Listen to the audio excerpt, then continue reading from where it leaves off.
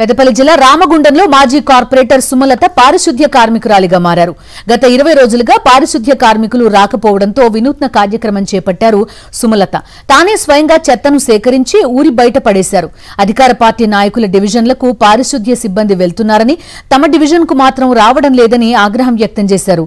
పలుమార్లు అధికారులకు ఫిర్యాదు చేసినా ఫలితం లేకపోవడంతో వినూత్న నిరసన చేపట్టారు మాజీ కార్పొరేటర్ సుమలత.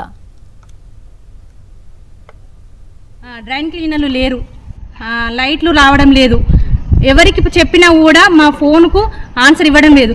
అందరూ కలిసి మున్సిపల్ అధికారులు అందరూ కలిసి అధికార పార్టీ నాయకులు సంబంధించిన వారి ఇళ్లలో పనిచేస్తున్నారు తప్ప డివిజన్లలో పనిచేయడం లేదు. ఎందుకు? వారికి వేస్తేనే వీళ్ళకి జీతాలు ఇస్తున్నారు, అధికార పార్టీ నాయకులకు వేస్తేనే వీళ్ళకి జీతాలు ఇస్తున్నారా?